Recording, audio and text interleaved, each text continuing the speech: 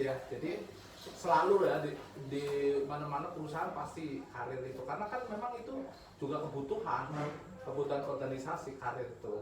Jadi selalu ada. Nah kalau operator tuh biasa tingkatannya ya tadi, kalau ngomongin orang magang begitu produktivitasnya bagus, absennya bagus, kondisinya bagus, dia kan naik kan, secara karir naik jadi kontrak gitu kan. Begitu nanti kontrak jadi karir tetap kan gitu ya. Lalu tetap juga berharap dia jadi leader, berharap lagi karirnya jadi foreman, lalu jadi supervisor kayak saya gitu ya, lalu jadi manajer, terus gitu kan. Nah cuma kan di situ sekarang sudah dibatasi, beda dengan tahun-tahun tahun 20-an lah ya, atau tahun 90. Kadang cepet tuh lulusan SLTA aja tuh bisa kayak supervisor. Tapi kalau sekarang persaingannya kan lulusan juga udah ada yang S1 ya, D3. Akhirnya kalau dari level SMK gitu ya, paling mentok-mentoknya ya supervisor kayak saya gitu. Kalau pengen jenjangnya sampai level divisi sampai direktur bahkan itu ya harus dari S1. Tapi misalkan Bapak ngambil kuliah gitu sekarang gitu. Itu misalkan udah lulus Bapak bisa tuh majuin. Nggak bisa, harus keluar dulu. Iya, harus keluar dulu, lalu kita tes seperti biasa, hanya mungkin ya formalitas lah ya. Tapi ya karena itu dibutuhkan, berarti NPK-nya dari NPK itu masa kerjanya dari nol lagi. Iya, tapi itu jarang sih. Jarang. Walaupun banyak juga yang pada lulusan S1, tapi secara karir diperhatikan karena kan dia si orang ini mampu ibaratnya sudah punya pengalaman dari sisi pendidikan lah, sehingga untuk menganalisa, monitoring, evaluasi itu lebih bagus. Sehingga ya tetap karirnya diprioritaskan. Walaupun cuma mungkin awalnya dari jasa SMA atau SLTA, tapi ya karir kayak seperti leader, foreman, supervisor itu bisa didapat. Kalau kita punya kemampuan gitu. Betul. Gitu. Di Pak itu ada ini nggak Pak, program pelatihan atau orientasi khusus untuk karyawan baru? Ada, kita sebutnya orientasi basic training pegawai, di mana OPTP lah ya, OPTP orientasi basic training pegawai. Nah di sana kita sudah disiapkan namanya dojo. Dojo itu tempat training, tempat latihan kerja awal, sehingga begitu ada karyawan yang baru direkrut, itu belajar dulu tentang prosesnya di dojo itu, prosesnya tentang bagaimana produknya kayak apa, terus yang nantinya dia mau masuk misalnya di bagian produksi painting gitu ya, atau casting gitu ya, nanti dikasih tahu, diajarkan cara-cara prosesnya, persis sama itu ada ininya. Bagaimana PT Pako ini menanggapi pelamar yang memiliki potensi besar meskipun mungkin kurang pengalaman dibandingkan pesaing lainnya? Nah, ini sih saya sempat mendengar ya bahwa kadang kita tuh butuh orang yang punya potensi besar walaupun memang pengalamannya kurang gitu ya. Dua-duanya kita ambil sewaktu-waktu kita butuh, karena kadang kan orang peluangnya besar karena peluangnya sedikit, tapi pada akhirnya ketika direkrut tidak sesuai dengan harapan gitu ya. Tapi ada juga yang memang kita nggak melihat potensi besarnya, tapi pengalamannya. Ada kita butuh itu juga, karena kan saat pengembangan proses industri di manufaktur itu dua-duanya kita butuh. Pertama orang yang punya potensi besar, tapi malah itu kita butuh. Tapi kalau potensinya nanti dulu, tapi kita butuh pengalamannya dulu, karena untuk pengembangan proses kita butuh juga. Itu dua-duanya selalu jadi pertimbangan. Ya, mana yang lebih kita pakai dulu, biasanya HRD sudah lebih tahu gitu. Terus ini Pak, kalau misalkan udah masuk, udah keterima kerja gitu, terus ada kayak pengembangan karyawan gitu nggak? Iya. Di Pako. Jadi prosesnya apa? Pengembangannya di sana itu, kalau di sana kan ada Kaizen ya. Kaizen itu adalah improvement di mana karyawan selain bekerja tadi ya ada Pako Pintar untuk dia belajar, ada juga Kaizen untuk beraktivitas untuk melakukan perbaikan. Ada QCC, Quality Control Cycle, ada SS, Suggestion System, kalau di Paku sebutnya KIP, Kreasi Ide Perbaikan. Juga ada QCP, Quality Control Project. Terus ada juga namanya tadi SS udah, QCP udah, QCC udah. Terus ini QC Leader. QC Leader itu lebih memimpin suatu kegiatan aktivitas, memotivasi lebih ke QC Leader, kemampuan mereka mengajak teman-temannya berkisisi, membuat KIP gitu ya. Itu namanya QC Leader. Itu ada kegiatan dan aktivitas namanya Kaizen. Terus kalau Pak Kos sendiri punya nggak sih cara untuk memotivasi karyawannya ini supaya terus mau belajar, ngembangin diri kayak gitu Pak? Ada, itu tadi melalui Kaizen, bukan? Kaizen, pertama Kaizen, Paku Pintar lebih ke arah misalkan ada training tentang belajar motivasi, belajar tentang 5R, belajar tentang budaya perusahaan, belajar tentang bernegosiasi, belajar tentang leadership. Nah itu ada, itu maksudnya di kita tuh namanya Paku Pintar, dan itu diwajibkan untuk mengikuti setiap periodenya. Itu salah satu. Itu perusahaan apa sih Pak? PMA atau lokal? Modal lokal, modal dalam negeri. Tapi nganut apa namanya, budaya perusahaan di Jepang atau gimana? Iya. Soalnya dojo kan Kaizen itu kan semuanya Jepang ya? Ya, campuran sih. Campuran ya? Iya, ada yang dari dalam negeri. Ya kan kita kan sebenarnya nggak dalam negeri, nggak luar negeri. Kalau itu bagus, ya kita pakai. Iya betul. Ya kayak dojo kayak gitu kan. Itu ini sebenarnya budayanya orang Jepang. Iya. Tapi kita pakai juga. Seperti kayak kita kalau mau melangkah atau jalan gitu ya, terus ada zebra cross gitu ya, kita kan harus tengok kanan kiri, tunjuk tangan gitu ya. Itu kan budaya di sana. Itu kita juga lakukan itu. Terus yang namanya safety seperti harus pakai helm, di mana di tempat-tempat bekerja itu harus misalkan panas harus pakai helm yang tertutup, sarung tangan dan lain sebagainya. Itu kita harus patuh. Itu udah budaya perusahaan gitu sih. Kalau tadi kan penilaian buat atasan ya Pak ya. Iya. Kalau ini penilaian buat karyawannya itu ada nggak? Ada, kita namanya penilaian karya. Setahun 2 kali. Jadi periodenya setahun 2 kali. Nah penilaian karya itu untuk golongan 1, 2 itu pertama produktivitas, ya, terus kedua absensi, ketiga dia ikut Kaizen enggak, itu tadi dia berkisisi enggak, dia bikin SS enggak. Nah itu dari 3 itu kinerja, absensi, sama Kaizen.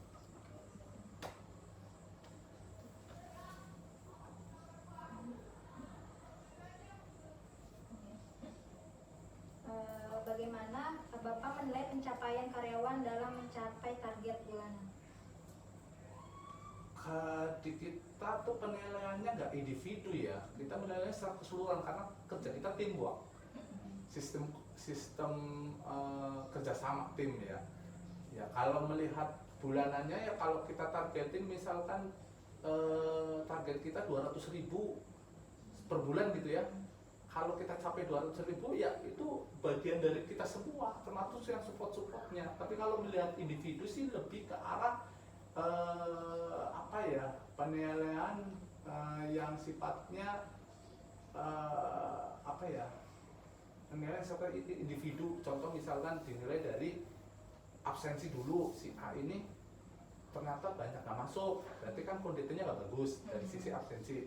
Dari sisi pekerjaan, kok anak ini membuat reject mulu nih, ya itu ada penilaian itu masing-masing di departemen. Tapi kalau secara umum sih itu targetnya adalah secara keseluruhan output. Kalau ditargetin outputnya 200 tercapai, ya itu berarti kerja sama semua. Cuma nanti kalau masalah individu berarti masing-masing departemen, masing-masing besarnya yang menilai. Ada, itu selalu ada. Nanti ujung-ujungnya larinya nanti ke penilaian karya tadi itu. Rapotnya ada di penilaian karya ujung-ujungnya itu. Bagaimana karyawan menunjukkan tanggung jawab terhadap pekerjaannya, terutama dalam hal menjaga etika kerja dan kepatuhan terhadap kebijakan perusahaan. Ya, tanggung jawab operator itu adalah mereka harus patuh terhadap standar operasi proses. Itu yang penting, atau work instruction. Kenapa? Karena itu kayak aturannya. Kamu harus ngikutin standarnya begini. Itu tanggung jawabnya dia. Buat mereka juga Buat ya. mereka sama juga. Kalau nggak ada SOP liar dia. Iya. Selain tanggung jawab juga mereka juga harus patuh terhadap aturan yang ada. Tidak boleh merokok, tidak boleh jalan sembarangan, tidak boleh juga makan atau tidak boleh tidak menggunakan APD yang sudah ditentukan. Itu tanggung jawabnya. Itu tanggung jawabnya operator. Intinya adalah mereka harus mengikuti aturan di perusahaan dan menjalankan SOP atau WI. SOP itu standar operasi proses, atau WI itu work instruction atau perintah dari para pimpinannya. Itu sih. Di Pako menyediakan tempat khusus buat orang-orang merokok gitu Pak? Ada. Ada. Semenjak pandemi itu kita khusus ya, ada tempat-tempat yang merokok kita juga nggak boleh duduk, harus berdiri dan dibatasin sekian menit, selesai karena buat gantian. Sejauh mana sih Pak karyawan itu mampu menyampaikan ide atau saran yang berkontribusi pada perbaikan proses atau inovasi? Sampai saat ini sih cukup lumayan bagus, karena kita lihatnya di event ya kan, karena itu ada lombanya ya. Begitu dia si karyawan ini mampu menuangkan ide kreatifnya, lalu kita kan kasih reward kan. Pertama juga, keduanya juga dia akan di penilaian karyanya akan tergolong bagus lah nilainya. Nah itu dituangkan dalam apa namanya, aktivitas namanya Kaizen itu tadi.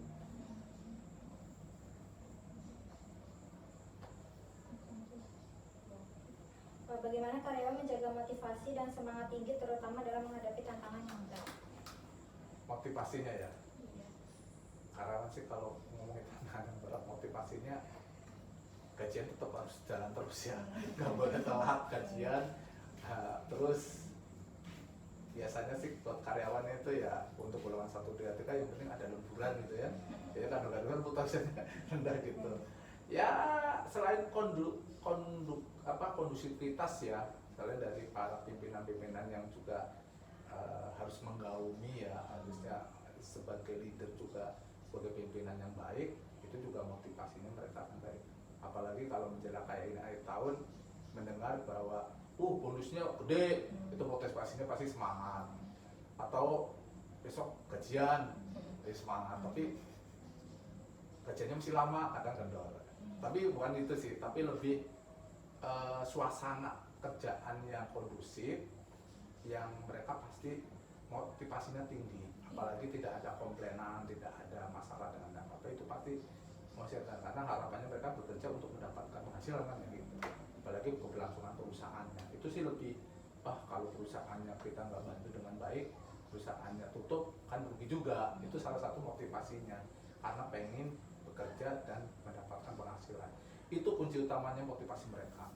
Kalau dia nggak punya motivasi, berarti saya udah bosan hidup, atau udah nggak lagi memikirkan, atau nggak ada problem ya, sehingga kayaknya nggak butuh gajian atau apalah biasanya. Terus ini Pak, ngomongin gaji, itu komponen-komponen apa aja sih yang masuk dalam paket upah karyawan sendiri? Kalau golongan 1, 2, 3 itu lebih ke komponennya ada paling gaji pokok. Lalu dia dapat tunjangan keluarga, dia dapat tunjangan transport, dia dapat tunjangan kesehatan, kayak BPJS dan sebagainya. Terus dia juga ada insentif, ya. Terus juga kalau masa kerja 5 tahun itu akan ada penghargaan masa kerja kelewatan 5 tahun. Terus selain ada THR, juga ada bonus tergantung perusahaannya. Kalau perusahaannya bagus, Kalau nggak untung ya nggak dapat. nah kan bonus istilah kayak gitu. Iya. Tapi kalau komponen gaji ya salah satunya adalah gaji pokok, ada insentif, ada tunjangan keluarga, tunjangan insentif. Itu komponennya. Berarti kalau misalkan upah karyawan berdasarkan kinerja itu dari si insentifnya itu? Insentif itu diberikan ketika karyawan itu dalam 1 bulan itu full masuk. Jadi full insentifnya tergantung gajinya dia, karena dia kan pakainya prosentasi. Seingat saya itu kurang lebih sekitar 5% atau berapa lah, saya lupa. Kalau misalkan cutinya nggak dipakai dalam setahun itu diganti uang atau disuruh cuti? Biasanya kebijakannya adalah 75% itu diganti uang. Oh, 75%. Iya. Tapi nggak boleh diganti uang semua, karena dia tetap harus istirahat. Nah, yang tidak boleh diganti uang adalah cuti tahunan. Jadi kita tahun 2024 dapat 9, itu nggak boleh diganti. Tapi kalau cuti 5 tahunan terlipatkan 5 tahun, itu kan dapat 1 bulan ya, atau 22 hari, itu boleh diganti uang, tapi 75%. Nah, yang 15%-nya untuk benar-benar istirahat. Setiap kelipatan 5 tahun, 5 tahun, 5 tahun, 5 tahun. Nah, kalau tahunannya nggak boleh diganti uang, harus istirahat untuk mengganti ketika mungkin ada keperluan apa dan sebagainya. Jadi kalau misalkan nggak dipakai disuruh cuti gitu atau gimana Pak? Ya kalau dipakai kita kasih kesempatan tahun berikutnya sampai dengan bulan Maret ya. Begitu nggak diambil ya angus. Oh gitu. Ya, tapi dikasih kesempatan di tahun berikutnya, tapi cuma hanya 3 bulan, Januari, Februari, Maret ya. Habis itu angus. Sayang gitu. Kalau misalkan itu Pak, tadi yang Bapak sebutin itu komponen untuk golongan berapa Pak? Itu untuk golongan 1, 2, 3. Kalau misalkan untuk Golongan 4 mah gelepokan gaji pokok. Gaji dengan gaji iya, enggak. iya, biasanya Tapi kalau- tunjangan kesehatan dan sebagainya itu kita dapat di luar gaji itu. Kalau staff gitu nggak dapat ini ya? Staf tergantung golongannya. Staf itu membedakan adalah staf golongan berapa. Ada staf golongan 3 karena dia lulusan di 3. Ada juga staf di administrasi golongan 3, dia sebagai admin. Ya, ada juga dia sebagai resepsionis. Kalau sekarang sudah nggak ada resepsionis. Atau staf ya sebagai staf engineering golongan 1, 2, 3 itu ya ada staf. Tapi ada staf yang golongan 4. Jadi mereka nggak ada lemburan kayak gitu ya Pak ya? Kalau yang Tergantung. ya? Kalau golongan 4 ya. Kalau 1, 2, 3 masih terhitung lemburan. Golongan 4 nggak ada. Yang golongan 4 nggak ada tapi masih ada kayak asuransi Masih kesehatan, tetap ada gitu ya. kesehatan ada. Tapi beda mungkin ya sama yang Beda, kalau golongan 4 di kita itu pakainya asuransi. Oh, asuransinya apa Pak? Asuransinya Garda Medika ya. Terus kalau misalkan penilaian kinerja itu berdampak ke sama upah Pak? Penilaian kerja ya nantinya ujung-ujungnya di penilaian karya. Oh, Misalkan ya di tahun berjalan itu di 2 kali penilaian karya. Kalau iya. karena kinerjanya nggak bagus ya, nanti kan ada penilaian. Ke bawah. Kan ada penilaian, sehingga penilaian itu kan grade-nya ada paling tinggi istimewa, terus baik sekali BS, terus baik, terus ada cukup sama kurang. Nah, dan di situ ada poin-poinnya. Ketika produktifnya bagus, dia dapat C, itu nggak akan bisa naik secara golongan karena C itu sudah syarat tidak bisa naik. Syarat untuk naik golongan atau karir ya itu harus nilainya minimal B. Ya, jadi dampaknya ada di penilaian karyanya. Selanjutnya, apa yang dapat menjadi pemicu konflik Pak di lingkungan kerja? Oh, banyak. Konflik itu kan macam-macam. Salah satunya masalah dengan lingkungan kerja yang nggak kondusif itu biasanya kalau masalah agama itu ribut masalah agama biasanya suku ras ya, itu juga bahaya. Nah, makanya di dalam perusahaan itu ada namanya perjanjian kerja bersama mengatur tentang aturan-aturan, panisme atau peringatan jika kamu melanggar, ya kamu akan kena sanksi seperti itu. Makanya undang-undang itu kita punya PKB-nya itu yang akan memprotek supaya tidak ada lagi pemicu untuk ribut gitu ya, atau kericuhan dan sebagainya.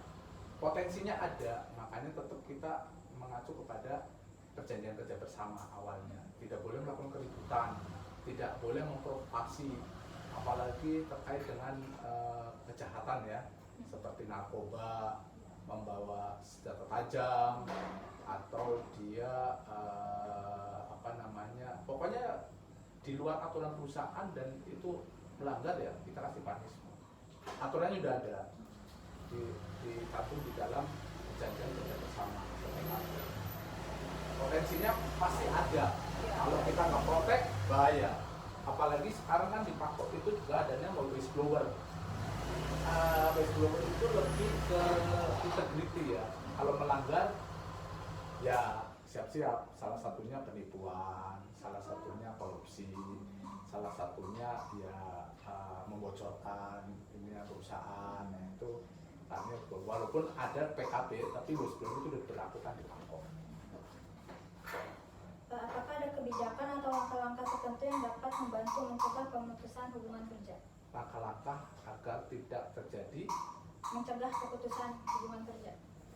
Kita sih biasanya kalau ada masalah melakukan namanya LKS bipartit, di mana forum LKS bipartit itu adalah membahas terkait dengan masalah-masalah yang terjadi, sehingga itu akan mencegah terjadinya pemutusan kerja. Contoh misalkan ada karyawan yang tidak bagus ya, sehingga itu bisa disampaikan karyawan ini bikin masalah dengan mesin misalkan, oh ternyata outputnya atau produktivitasnya nggak capai karena karyawan itu bisa disampaikan di LKS. LKS itu sifatnya usulan, masukan, tetapi tidak siapa? Suci, aduh maaf ya. LKS itu sifatnya usulan atau masukan. Tujuannya adalah kalau terjadi hal-hal yang sesuatu yang kita tidak inginkan, apalagi terjadi pemutusan hubungan kerja, kita bisa sampaikan di LKS bipartit. Nanti di situ baru kita lakukan perbaikannya. Tapi kalau beberapa kali tidak ada perbaikan, kita biasanya naik di namanya bipartit. Yang akan menyelesaikan adalah pihak dari perwakilan serikat pekerja sama perwakilan dari pihak manajemen. Ada ini apa dampak pemutusan kerja terhadap produktivitas perusahaan? Dampaknya dari pemutusan hubungan kerja. Dampaknya? Iya. Untuk orangnya atau perusahaannya? Perusahaannya. Kalau dampaknya berhubungan ya berarti kita akan kekurangan orang. Kalau kekurangan orang kan berarti produktivitasnya jadi menurun. Iya betul. Ya kan? Ya makanya kita hindari untuk PHK. Kenapa PHK? Ya kita perlu juga mem-PHK, tapi kita lihat dulu kenapa terjadi PHK. Biasanya PHK itu karena kita pilot, ya. Tapi kalau produksinya lancar, produksinya lagi bagus, ya jangan sampai ada PHK. Kemungkinan ada PHK karena sudah sangat keterlaluan sekali, udah melanggar aturan yang ada. Ya. Jadi kita nggak bisa hindari PHK, benar-benar karena melanggar aturan ya. Tapi kalau tidak melanggar aturan, sesuatu yang biasa, itu biasanya kita sebut namanya counseling. Jadi si pembimbing atasannya ya, usernya itu manggil orangnya, lalu dikonseling, lalu you harus berubah nggak? Kalau you harus berubah, ya is okay. Tapi kalau you nggak berubah, ya sudah, di aturan PKP-nya diberlakukan. Ada namanya punishment atau SP1, surat peringatan 1, surat peringatan 2, surat peringatan 3. Tapi kalau nggak mengadekan, yaitu namanya pemutusan hubungan kerja. Itu tetap harus dilakukan. Itu. Itu mau masuk tuh masuk dulu. Maaf ya. Oke. Kalau di Pakos sih menghindari untuk pemutusan hubungan kerja karena nggak pilot. Biasanya kan ada kontrak juga ya, jadi nggak bisa asal-asal. Kalau kontrak habis itu kan bukan sifatnya pemutusan hubungan kerja. Pemutusan hubungan kita untuk karyawan yang tetap. Kalau yang kontrak-kontrak atau yang magang itu lebih kontraknya udah habis.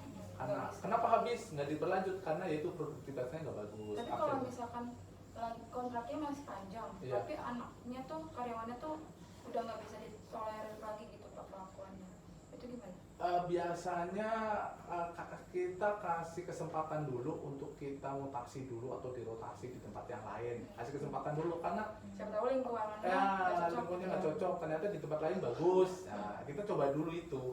Lalu kita melakukan tindakan-tindakan yang persuasif lah, nggak sekaligus langsung dikeluarin. Nah, kalau karyawan yang kontrak-kontrak itu kan gampang, kan tinggal habis kontraknya kapan selesai gitu aja. Kalau karyawan kan repot, karena kan kalau pemutusan hubungan kerja kan biasanya harus dilaporkan ke tingkat provinsi sesuai dengan aturannya, ada regulasinya.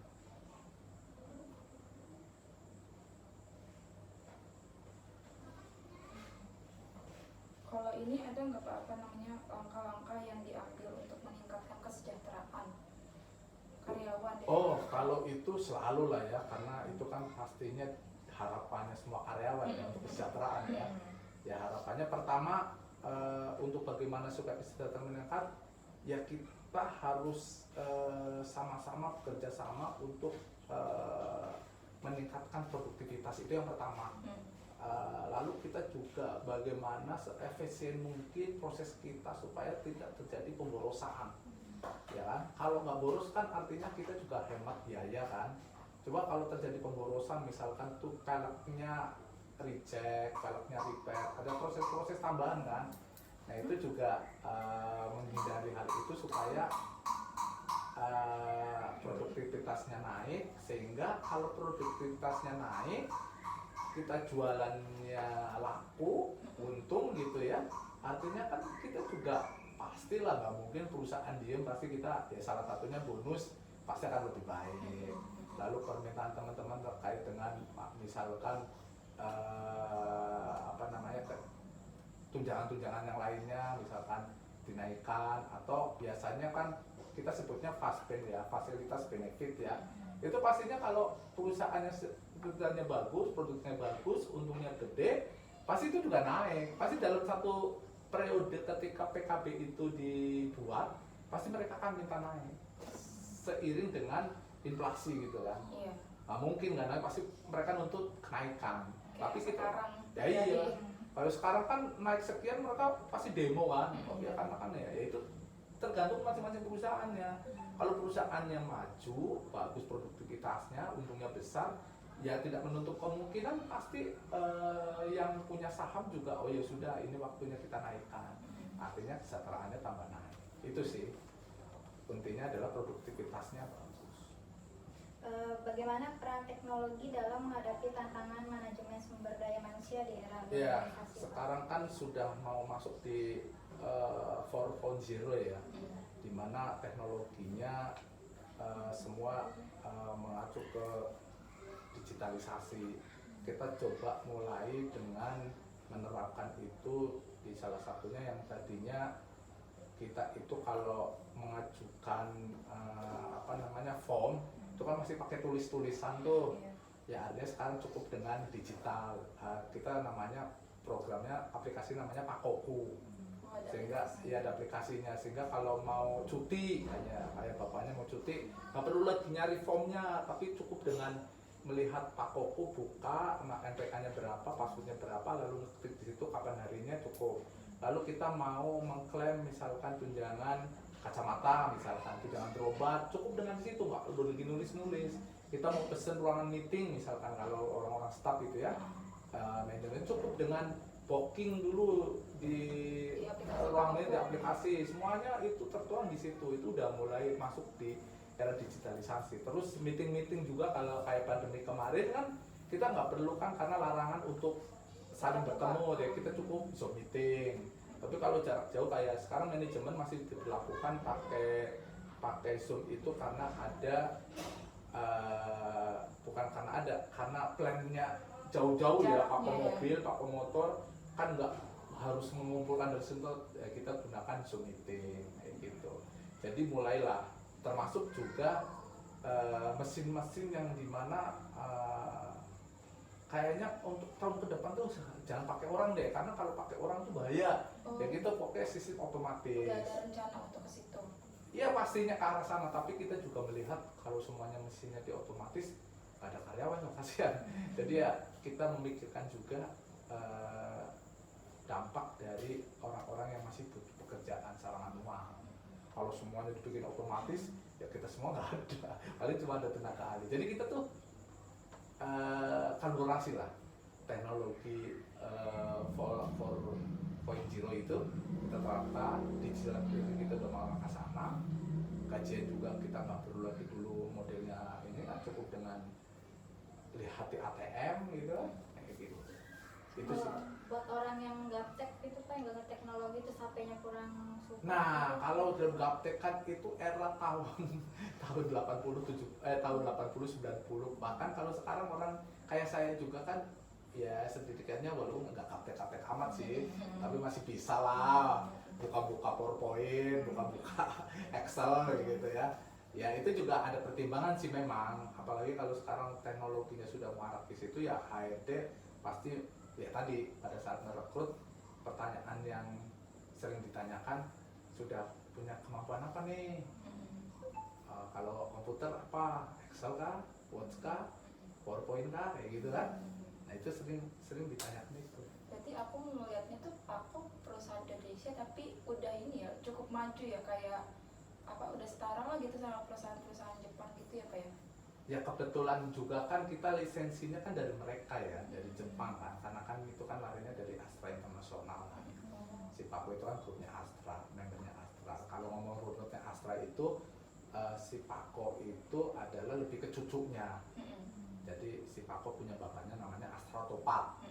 Astra Topat itu Asmo 4, dimana itu anaknya Astra Internasional. Nah melihat dari Astra Internasional lebih ke arah otomotif, itu lisensinya ya Jepang.